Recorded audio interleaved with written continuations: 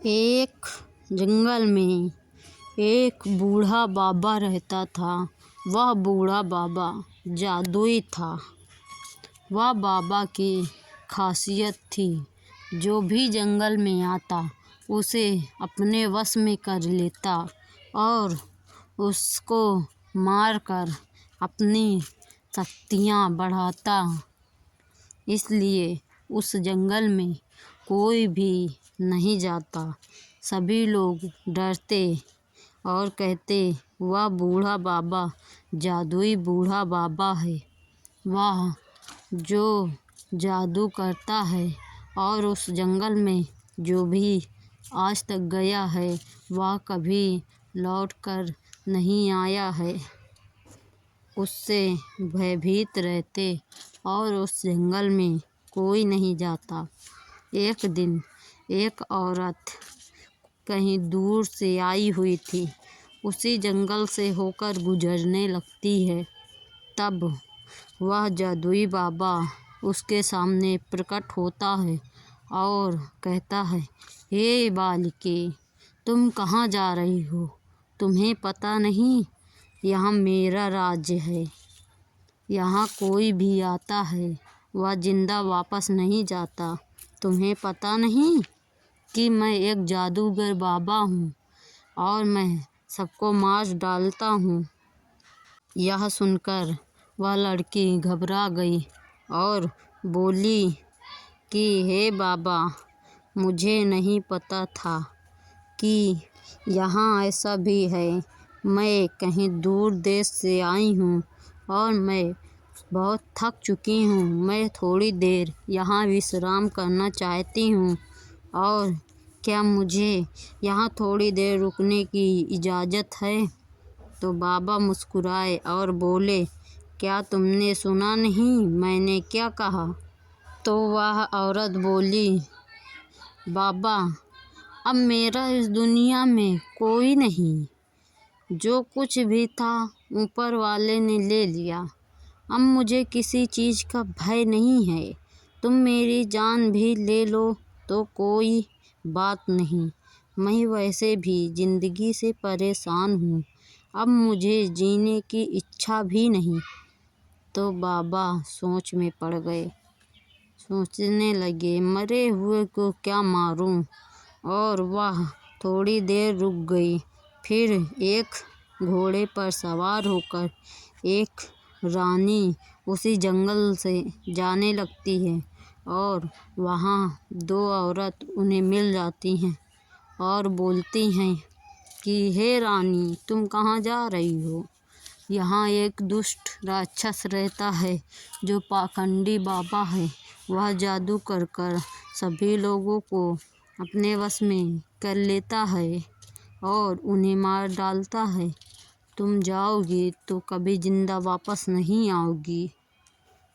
पर शायद उन लोगों को यह पता नहीं था, वह एक जादुई रानी थी। उसके पास जादुई शक्तियाँ और जादुई आईना भी था, जिसमें वह आईने से किसी को भी कैद में कर सकती थी। वह बोलती हैं, रानी बोलती है, अरे तुम नहीं जानती, मेरा वह कुछ नहीं कर सकता। तो वह बोलती हैं, नहीं, वह बहुत जादूगर है।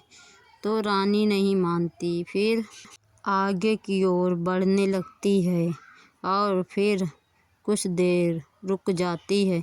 फिर आगे जाने पर वह घोड़े से उतरकर अपने जादुई आईने को प्रकट करती है और बोलती है, हे जादुई आईने, तुम्हें पता है वह बाबा कहाँ रहता है? तो जादुई आईना बोलता है कि हाँ, मुझे पता है। वह बाबा उत्तर दिशा की ओर एक पेड़ के नीचे बैठा हुआ है और उसे कोई देख नहीं सकता है, सिर्फ मेरे अलावा, या वह जब चाहे तब कोई उसे देख सकता है और कोई भी उसे देख नहीं सकता। रानी बोलती है, हे जादुई आईने, क्या मुझे उस बाबा के पास ले जा सकते हो? तो जादुई आईना बोलता है, हाँ, क्यों नहीं। और पीछे से वह दोनों औरत उसकी बातें सुन रही थी।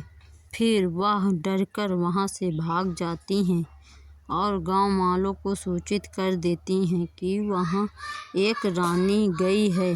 अब पता नहीं वह जिंदा बचेगी कि नहीं।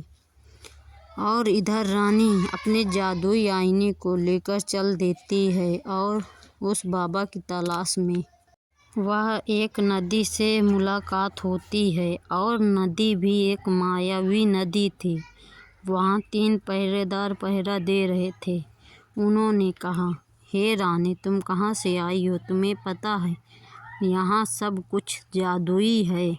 तुम जानती हो मैं तुम्हें इस पानी में डुबाकर मार सकता हूँ। फिर रानी बोलती है, हाँ मुझे पता है। कृपया करके मुझे उस बाबा का पता बताया जाए जो यहाँ पास आतंक फैलाए हुए है। तो वह बोलते हैं कि क्या तुम्हें पता है वह कितना खतरनाक है? तो कहती है कि मैं जानती हूँ और मुझे उसे अपने वश में ही करना होगा। तो वह कहती है ठीक है। तो बोलते हैं यहाँ से 20 कदम की दूरी पर उत्तर की ओर एक पीपल का पेड़ होगा, उसी के नीचे वह बैठा रहता है, जाओ। तो वह चल देती है। अब थोड़ी दूर चलने पर उसे एक गधा दिखाई देता है और उसके साथ में एक बच्चा। वह जादुई थे, वह इंसानी थे जिसे जादू से उस बाबा ने घोड़े का रूप दे रखा था। अब वह उन्हें देखते हुए आगे बढ़ती है और वह पेड़ के नीचे पहुंच जाती है और उस बाबा को ललकारती है, हे दुष्ट राक्षस, बाहर निकल, मैं आई हूँ तेरी मौत। अब बाबा सोच में पड़ जाता है कि यह कौन है जो मुझे ललकार रहा है। इसकी आज शामत आई है। और वह बाहर आता है और देखता है तो एक वहाँ पास लड़की खड़ी हुई है और वह बोल रही है। फिर वह अपना जादुई आईना निकालती है और उस आईने में उस बाबा को कैद कर लेती है और कैद करने के बाद उसे ले जाकर एक दूर जंगल में गड़वा देती है।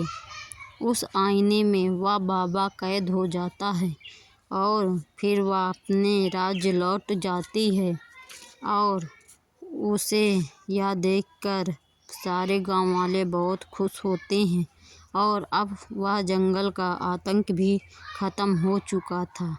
सभी लोग खुश